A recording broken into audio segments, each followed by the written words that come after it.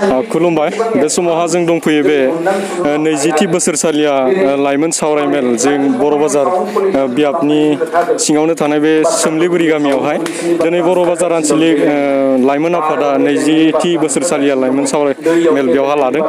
दिनै जोङो बेखौनो मोन्थिनो लुगैदों बिथांमोना माबोरै एसेबां जोंहा बाथौसा लाइमोन बिथांमोनखौ बेवहाय माबोरै एसेबां थुबुर खालामनो हाखो जों बेफोरखौ दिनै नोंथांमोननो फोरमायनो थाखाय फैदों। जोंनि सिगाङाव दङ जोंहा मानगोनां बे बर' बाजार लाइमोन आफादनि जोङो गाहाय आफादगिरि बिथाङा गिबि गिबियावनो आं खुलुमग्रोबाय बाथौ बिबुंसार बुथुमगिरि सुजुगिरि आरो फोसावगिरि नोंथांमोननिसिम आंनि गोसो गोरबोनिफ्राय बर' बाजार दख'रा बाथौ गौथुम लाइमोन आफादनि जानानै खुलुमनायखौ जासिग्रोबाय।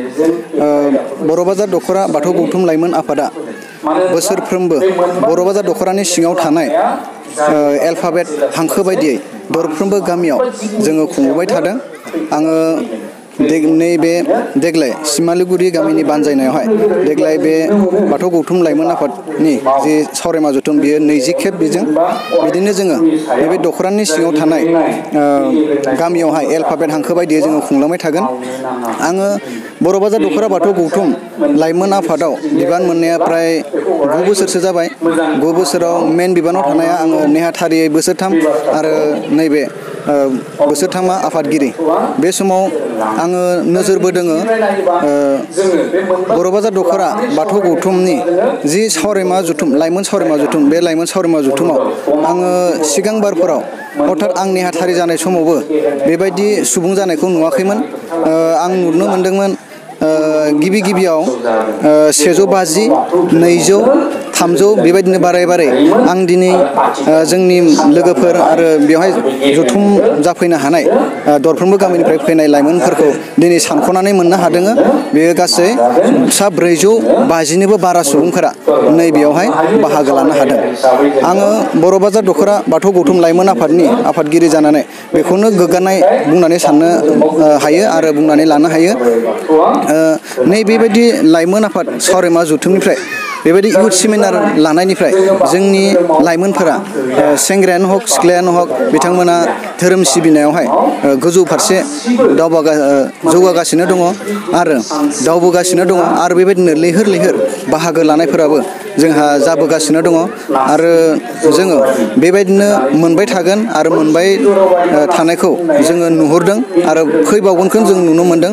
माखासे समनि थाखाय बेयो जेनेबा नैबे दा खामानिनि बोथोर बे खामानिनि बोथोराव जोंनि लाइमोनफोरा माखासे सफैजोबनो हायाखै।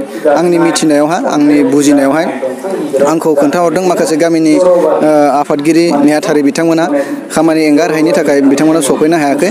दा बेनिखायनो आं फैबाय थानाय समाव बे 450नि बारा आङो जेनेबा नैबे जोंनि लाइमोन जथुमायावहाय बाहागो लागोन होननानै आं मिजिंथिनो हायो आरो बे मोनसे सोंथिबाव जोंहा दिनैनि बे जे लाइमोन सेमिनार बेवहाय नोंथांमोननि बे बियाबनि सिङाव थानाय बेसेबांसो गामिनिफ्राय बेवहाय लाइमोनफोरा ज' जाफैदों बेसेबांसो गामिनिफ्राय?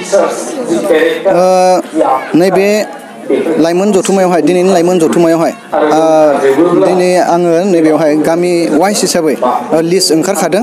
बे लिस्ट ओंखारनायाव जोंनि दख'रायावहाय गासै 23 गामि दङ। 23 गामिनि गेजेराव माखासे 2-3 गामिया खोब फिसा फिसा 10 घर 15 घर बेबायदि न'खरनि दङ। खिन्थु जोंनि माखासे गामिफोरा गिदिर गोजा माखासे गामिनिफ्राय बे गिदिर गामिनिफ्राय मोजाङैनो बाहागो लानो हादों आरो खम गामिनिफ्राय सुबुङा एसे खम जादों आरो मानोना बैयावहाय सुबुं अनजिमायानो खमखा नालाय न'खरफोरानो खमखा नालाय बेनिखायनो न'खरफायाव साफायैब्लाबो जोंनि बे सेमिनारावहाय बाहागो लादों आं बेखौ नुनो मोनदों आरो बे समाव आं बेखौनो बुंनो नागिरदों जोङो नैबेयावहाय बाथौ धोरोमनिल' सोमोन्दै सावरायनायबो जायो खिन्थु माब्लाबा बोसोराव आंनि थांनाय बोसोरावनो जोङो मोनसे रिसार्च पार्सन लाबोदोंमोन।